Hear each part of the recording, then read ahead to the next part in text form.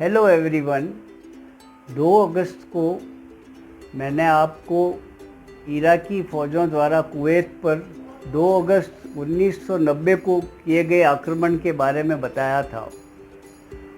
उस दिन मैंने ये भी कहा था कि 2 अगस्त 1990 के बाद उसके अगले 3-4 महीनों में कुवैत में जो कुछ हुआ और किस तरह से हमने वहाँ से 1.5 लाख से अधिक भारतीयों को सुरक्षित निकाला, उस सब की पूरी कहानी आपको सुनाऊंगा। साथ ही मैंने एक फ़िल्म एयरलिफ्ट का भी जिक्र किया था। इस फिल्म के निर्माताओं ने ये दावा किया था कि ये कुवैत में उस समय हुई घटना की सच्ची कहानी है और उसमें जो भी दृश्य दिखाए गए हैं वो सब सच्ची घटनाओं पर आधारित हैं। लेकिन ये फिल्म की कहानी नितांत काल्पनिक थी और इसमें दिखाई गई कई घटनाएं बिल्कुल असत्य थी। आज 11 अगस्त है और इस दिन मुझे 11 अगस्त 1990 की कुवैत की याद आ गई। उस दिन मैं कुवैत पोर्ट पर गया था क्योंकि वहाँ पर एक जहाज़ में भारतीय कप्तान और उसके साथ भारतीय क्रू के लोग फंसे हुए थे। उन्होंने दूतावास में सूचना भिजवाई थी कि उन्हें दूतावास की सहायता की आवश्यकता है। कुवैत पोर्ट पर इराकी सेना का शिकंजा कसा हुआ था। वहाँ प्रवेश कर पाना ही एक बड़ी भारी बात थी। खैर, मेरे राजनयिक आइडेंटिटी कार्ड से और ये बताने पर कि मैं भारतीयों की सहायता करने के लिए जा रहा हूँ, आखिरकार मुझे अनुमति मिल गई और हमारी एम्बेसी की गाड़ी बिल्कुल उस स्थान पर पहुंच गई जिसके सामने ही वो जहाज़ एमवी सफ़ीर खड़ा था। मैं जहाज़ पर पहुंचा।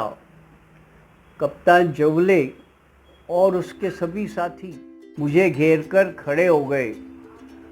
उन लोगों ने बताया कि उनका जहाज़ इराकी आक्रमण के 1-2 दिन पहले ही कुवैत पोर्ट पर पहुंचा था। 2 अगस्त को इराकी सैनिक उनके जहाज़ पर चढ़ गए और उन सब को जहाज़ के बाहर निकलकर एक लाइन में अपना मुंह दूसरी तरफ करके खड़ा रहने को कह दिया। वो लोग घबरा गए कि उनके साथ क्या होने वाला है। उनको इस प्रकार से 1 घंटे तक वहाँ खड़ा रखा। उसके बाद उनको वापस जहाज़ पर जाने दिया गया, लेकिन ये हिदायत दे दी गई कि वो लोग जहाज़ पर ही रहेंगे और किसी भी हालत में जहाज़ से बाहर नहीं निकलेंगे। उन्होंने जब जहाज़ को देखा तो उनको पता चला कि उनका जो रेडियो रूम था जिससे वो बाहर से संपर्क कर सकते थे, उसको इराकी फ़ौजों ने सील कर दिया था। कैप्टन जुवले को मैंने कुवैत के बाहर की स्थिति के बारे में बताया और उनको कहा कि इस समय कुवैत का संपर्क बाहरी दुनिया से कटा हुआ है और हमें भी पता नहीं चल रहा है कि यहाँ से लोग किस प्रकार से निकल पाएंगे। तो मैंने कहा जैसे भी स्थिति में सुधार होता है हम उनकी सहायता करने की कोशिश करेंगे। उस समय कप्तान ने मुझे 2-3 बातें कही। एक तो ये कि किसी भी प्रकार से जहाज़ के भारतीय मालिकों को और उनके ज़रिए जहाज़ के कप्तान और क्रू के परिवार वालों को ये सूचना दे दी जाए कि वे सुरक्षित हैं। दूसरी बात उसने कही कि वो कुवैत पोर्ट पर चावल लेकर आए हैं और उन चावलों की बोरियों का लदान जल्दी हो जाए तो वो कुवैत से निकल सकें। तीसरी जो बात उन्होंने कही वो ये थी कि जब जो सामान वो लाए हैं वो उतार दिया जाए तो उसके बाद उनको कुवैत से निकलने की इजाज़त इराकी अधिकारियों से हम दिला दें। मैंने उसको आश्वस्त किया कि दूतावास उसकी हर संभव सहायता करेगा।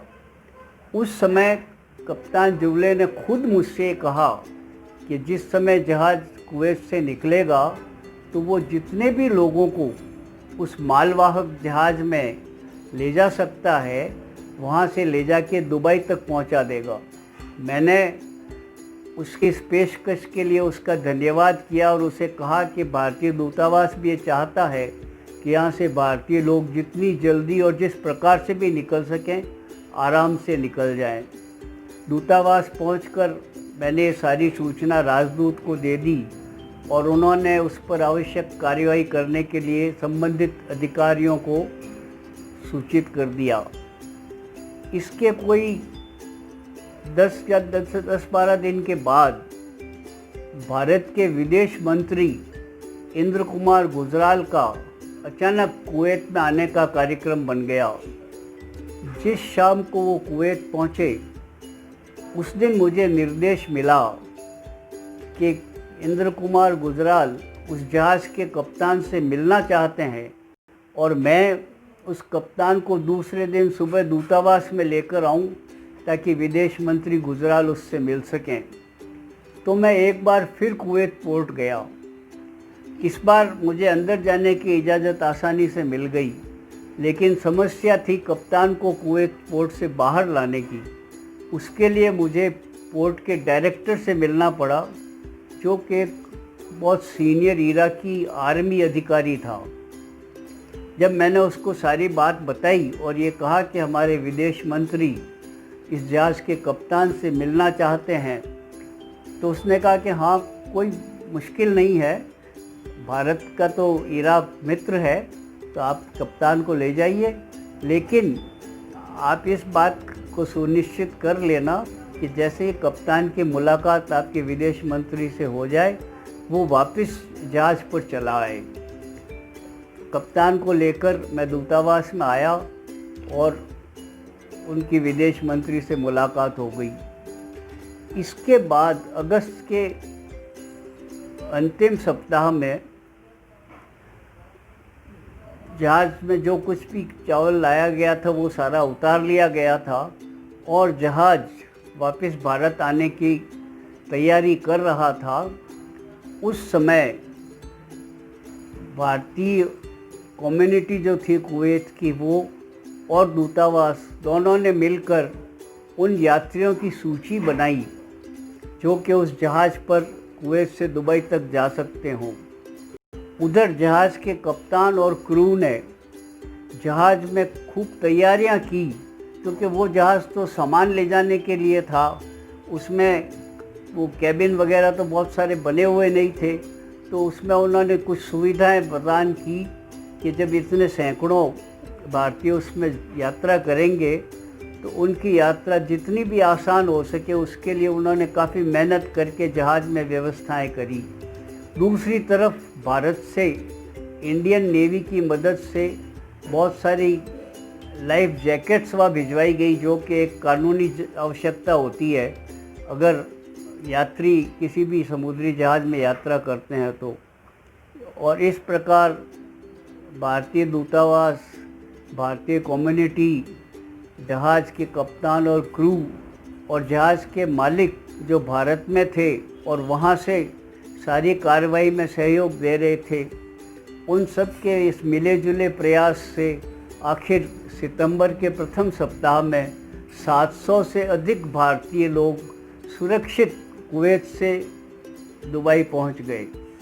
इन लोगों में अधिकांश लोग वो थे जो वृद्ध थे, बीमार थे, या गर्भवती महिलाएं थी, या छोटे छोटे बच्चे थे जिनको के कुवैत से निकालने में प्राथमिकता दी जानी थी। इस प्रकार इस जहाज़ ने MV सफ़ीर, जिसके मालिक 2 भारतीय थे, उस समय कष्ट झेल रहे भारतीयों की सहायता के लिए जो काम किया वो मानवीयता में सहायता का एक अनुपम उदाहरण था। और विशेष बात ये कि उन लोगों को कुवैत से दुबई तक पहुंचाने के लिए उन लोगों ने एक भी पैसा नहीं लिया, और जहाज़ में उन लोगों की यात्रा सुगम हो इसके लिए जहाज़ के क्रू ने पूरे प्रयास किए। वो तो एक मालवाहक जहाज़ था, उसकी कोई जिम्मेदारी नहीं थी कि वो यात्रियों को वहाँ से सुरक्षित ले जाता, लेकिन उन लोगों ने इतनी मेहनत करके, समझो कि खतरा मोल लेकर 700 से अधिक लोगों को कुवैत से सुरक्षित दुबई पहुंचाया। ये घटना मुझे आज इसलिए याद आ गई कि 11 अगस्त वो पहला दिन था जब मैं जहाज़ पर गया, उन लोगों से संपर्क हुआ और फिर आगे की सारी कार्रवाई हुई। फिल्म एयरलिफ्ट में भी एक जहाज़ दिखाया गया है, लेकिन वो बिल्कुल गलत घटना दिखाई गई है। एक तो उसका कप्तान ऐसा एक अजीबोगरीब आदमी दिखाया गया है जो मुंबई का एक मवाली लगता है, जबकि वास्तविकता में मर्चेंट शिपिंग के अधिकारी जो होते हैं, जो जहाज़ों के कप्तान होते हैं, वो तो बहुत ही स्मार्ट और बड़े अच्छे वेल ड्रेस्ड होते हैं।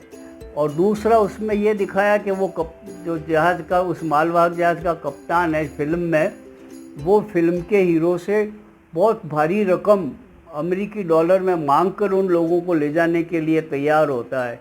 तो इस फिल्म की सभी कहानियाँ झूठी थी। लेकिन आज मैं आपको विशेष तौर से एमवी सफ़ीर के इस ऐतिहासिक मानवीयतापूर्ण कार्य के बारे में बताना चाहता था। इस जहाज़ के मालिक और उनके दूसरे 2 मालिक थे, एक कैप्टन कैकोबा जो अभी भी हैं, जो ऑस्ट्रेलिया में है, और दूसरे मालिक जो मोडक थे, उनके पुत्र हनीफ बॉम्बे में है। इन लोगों ने मिलकर एक डॉक्यूमेंट्री फिल्म बनाई है कि कैसे इस जहाज़ से इन लोगों को वहाँ से कुवैत से निकाला गया, जिस फिल्म का नाम भी एमवी सफ़ीर है। ये फिल्म अगर आप देखेंगे यूट्यूब पर उपलब्ध है तो आपको पता चलेगा कि जहाज़ के मालिकों ने, जहाज़ के कप्तान और क्रू ने कितनी मेहनत करके अपने दूसरे भारतीय बंधुओं को बचाने का ये महान कार्य किया था। अगले मौके पर मैं आपको फिल्म एयरलिफ्ट के बारे में भी बताऊंगा और कुवैत में जो कुछ हुआ उसके बारे में भी बताऊंगा।